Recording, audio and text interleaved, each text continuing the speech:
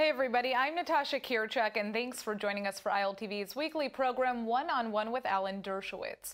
We want to give you, our viewers, a chance to have your questions answered by Professor Dershowitz, one of America's greatest legal minds. He's a leading expert on criminal and constitutional law, civil liberties, and the Arab-Israeli conflict. Hi, Professor Dershowitz. Thanks for joining us. Thank you. All right, so let's begin. The American vice president, as we all know, has just wrapped up his first official trip to the state of Israel, and the entire affair has caused a lot of controversy. The current Israeli coalition welcomed his visit with open arms, and we're very, very happy with the outcome of his speech to the Knesset, a speech where he ensured that the American embassy would be moved from Tel Aviv to Jerusalem by the end of 2019, and that Jerusalem would remain the undivided capital of Israel. This very speech opened up with a protest from Arab-Israeli Knesset members, and let's take a look. We reject his policy. He is a very extreme vice president, especially the adaptation of the narrative of the occupation by the speech of Trump, which Pence was one of the pushers. That's why we are saying we want Israeli-Palestinian peace based on two-state solution and East Jerusalem as a capital.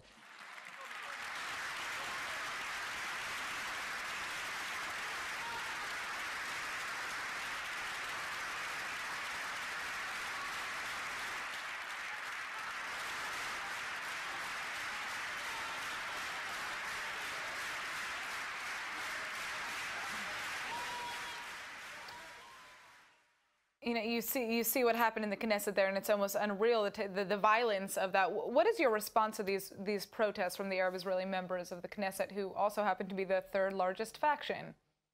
Well, it's misguided. There's nothing in the Pence speech or in the Trump policies that would preclude a two-state solution with a Palestinian capital in East Jerusalem. In fact, the president went out of his way to say that when he said that the United States recognizes Jerusalem as Israel's capital. If only the Palestinians would say the following words: we accept two states for two people based on the UN resolution of 1947. Abbas won't say that. I doubt that the protesters will say that, because there's a difference between a two-state solution that's generic and two states for two people, because two states for two people recognizes the Jewish character of Israel, that Israel is the nation state of the Jewish people. The UN in 1947 declared a division of mandatory Palestine into two states, one for the Jewish people, one for the Arab people. The Jordanians then captured the West Bank. The Egyptians then captured the Gaza and acted illegally and occupied those areas for years. So the Trump-Pence narrative is absolutely historically correct. I want to see bipartisan support for Israel. I care more about both Democrats and Republicans supporting Israel than about the Arab faction in Israel supporting the United States. And so, although I'm a liberal Democrat who voted for Hillary Clinton, did not vote for Vice President Pence, I thought his speech was perfect, tone perfect, content perfect. I thought it was excellent, and I think it should be applauded by all Israelis who care about a two-state solution, who care about peace, and all Americans who care about Israel. So I think it was a win-win for Israel and for the United States. Now, the Palestinians refused to meet with the American vice president during his trip, and the Palestinian President Mahmoud Abbas has just spoken to the Council of European Foreign Diplomats in an effort to win EU support for East Jerusalem as the capital of a future Palestinian state. Now, the Palestinians no longer appear to view the United States as an impartial negotiator, or a negotiator at all for that matter, in the peace process. And David Treatman, a sophomore from Columbia University, has a question regarding what this means. My question for you is, has President Mahmoud Abbas removed himself as a partner for peace in response to Trump's announcements on Jerusalem and Vice President Pence's speech at the Knesset? And was he ever really a peace partner to begin with? And what needs to change within Palestinian leadership or within the current government of Israel to move towards a lasting, meaningful peace process? I don't think that Abbas has eliminated himself as a partner for peace. I think he's weakened his position considerably.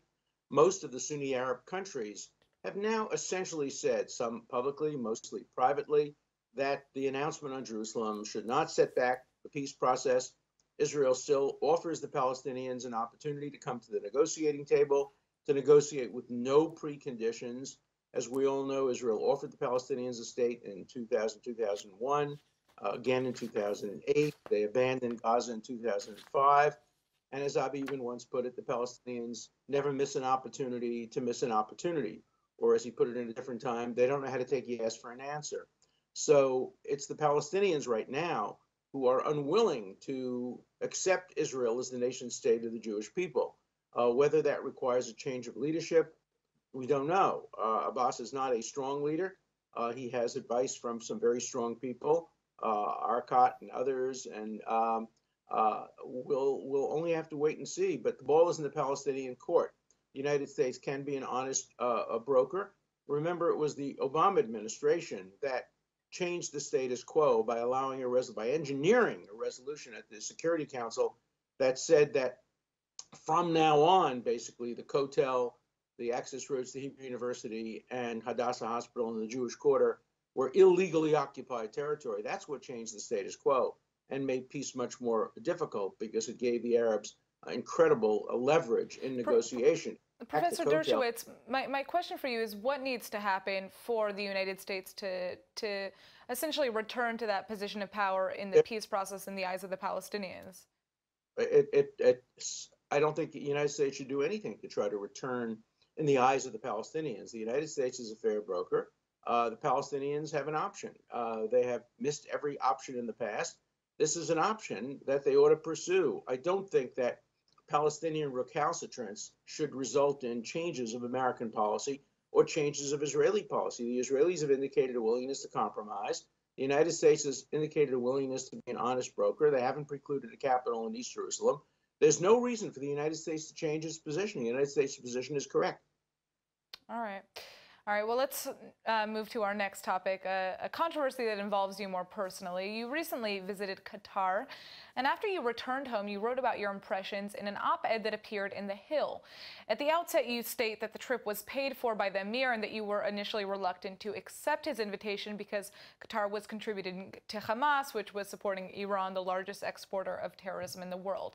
After your visit, you concluded that the Qatar issue was more complex and nuanced, claiming that more research needs to be done to verify the claims that Qatar is financially supporting Hamas in the Gaza Strip, giving asylum to Hamas leaders, and carrying out extensive business with Iran. We'd like to hear more about these conclusions in a bit, but here's what happened. After your op-ed appeared, you were criticized. Some people quote a State Department report listing Qatar's abuses and ask why you would defend such an unsavory regime. Some find your defense of Al Jazeera particularly galling, and some even accuse you of becoming a mouthpiece for Qatar. So please, tell us what's going on.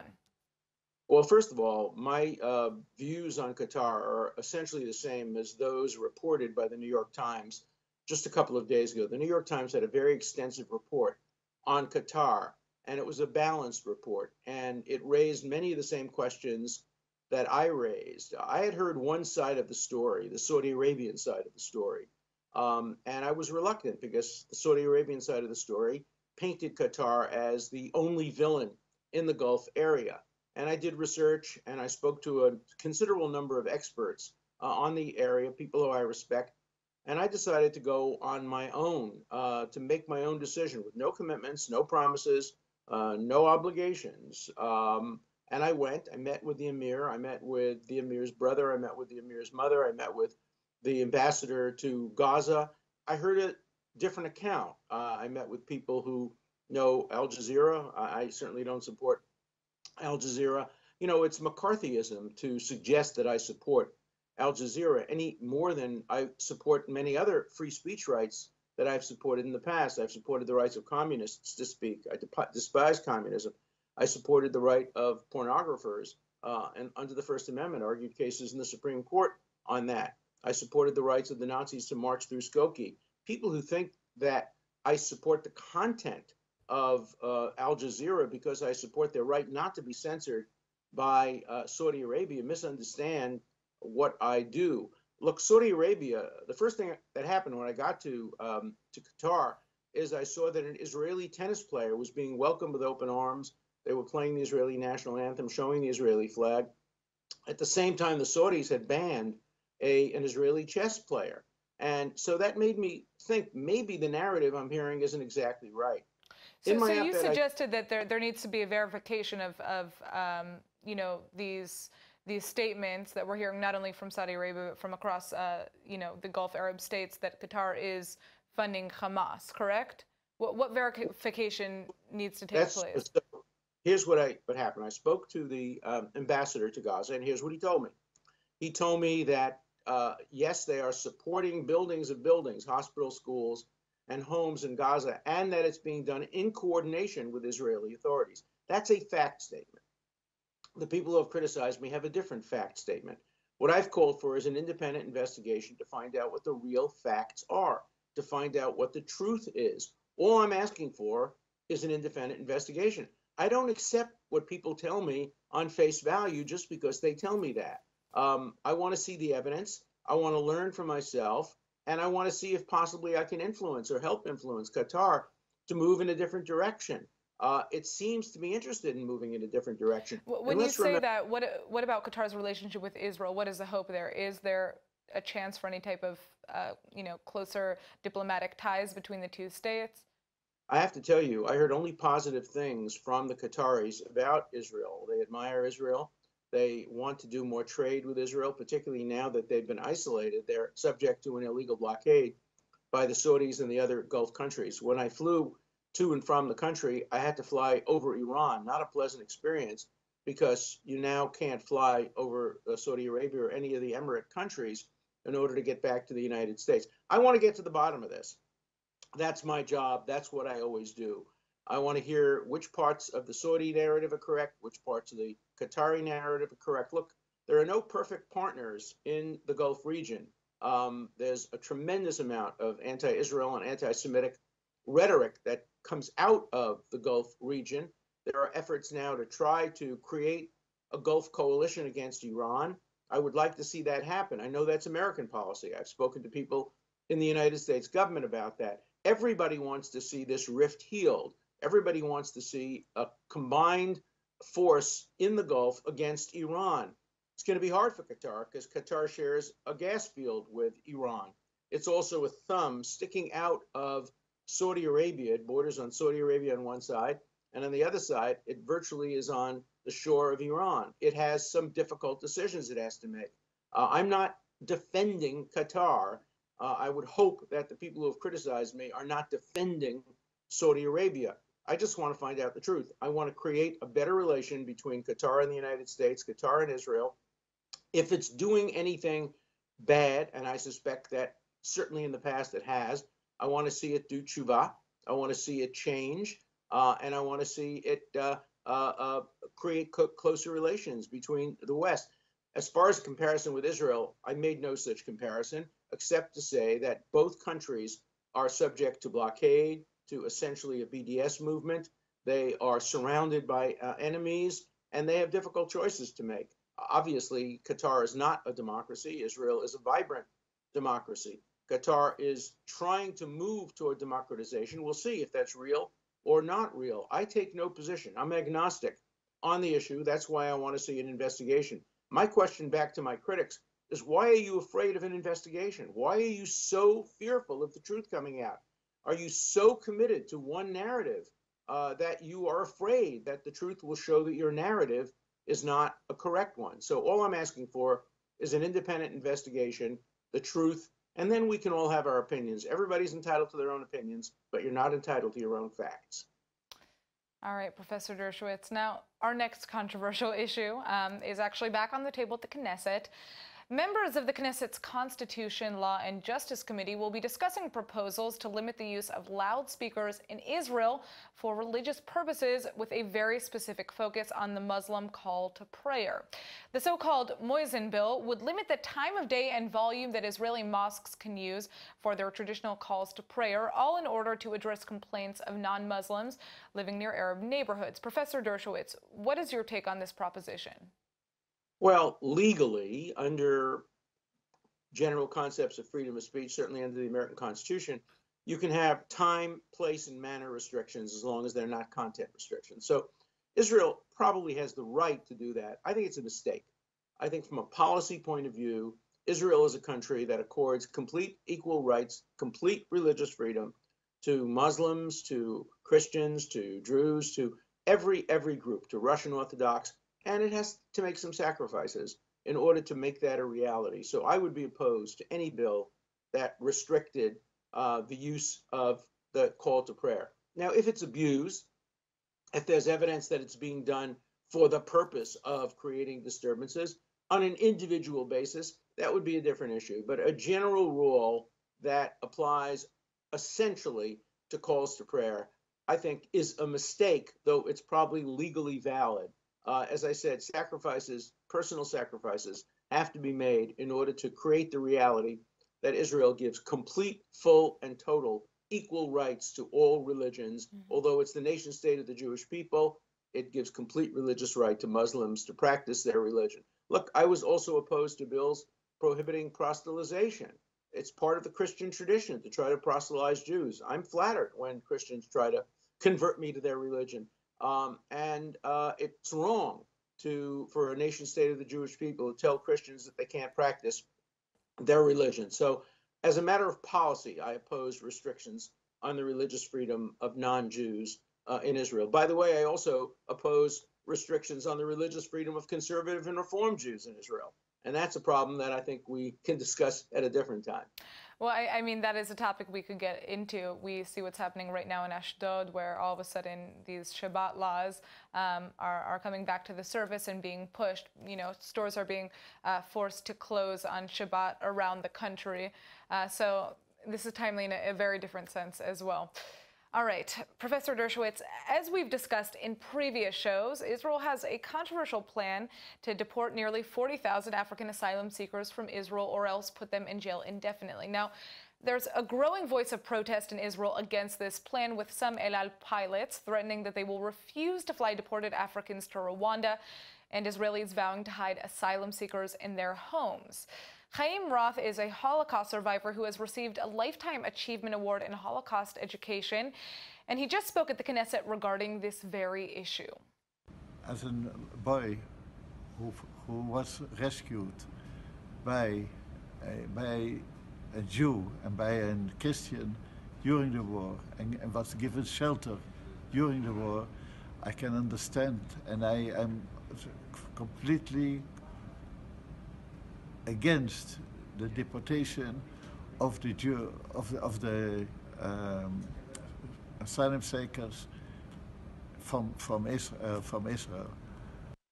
Now, Professor Dershowitz, there are many humanitarians, just like this Holocaust survivor Chaim Roth, who are comparing deporting African asylum seekers here in Israel to what took place during the Holocaust. What is your response to such a comparison? The comparison is completely inapt. Obviously, we're talking about a genocidal plan by Nazi Germany to murder every Jewish child, every Jewish baby, every Jewish woman, every Jewish man. But just because the comparison is inapt doesn't mean that the point that Israel should do better when it comes to asylum seekers. We call them dreamers in the United States. These are people who can contribute enormously to Israel.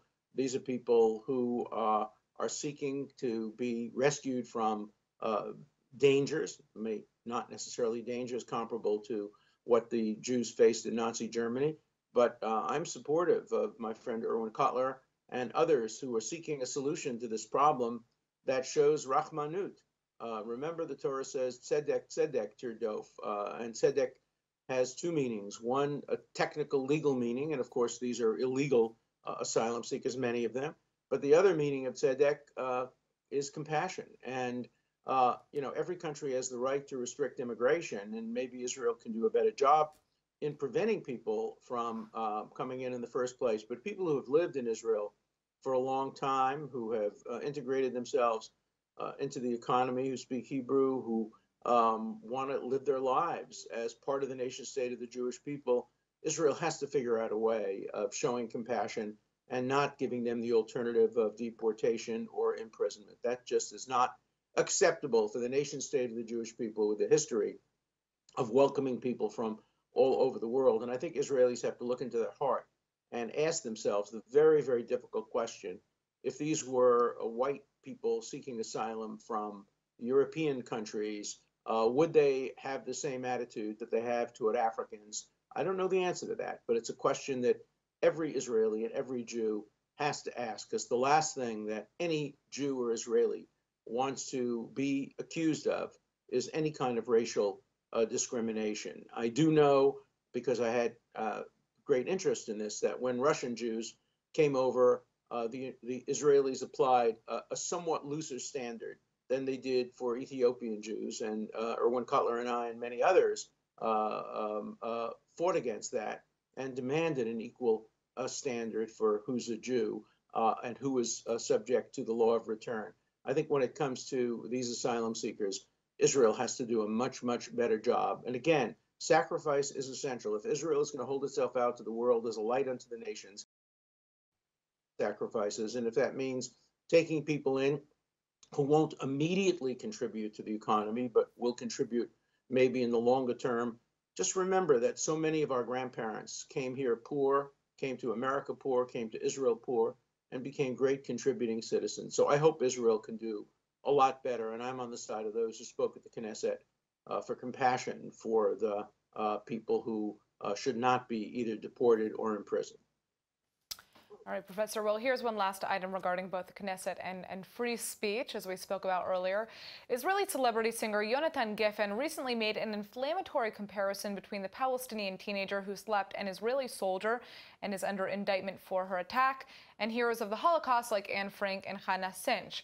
After hearing this, Israel's Defense Minister Avigdor Lieberman ordered the Army radio channel not to play his music or interview him. Your colleague and friend, retired Justice Eliakim Rubinstein, called for the Defense Minister to cancel this order, and at the same time for Yonatan Geffen to reconsider his remarks. Now, what do you think about this decision? Well, I think it's dead wrong.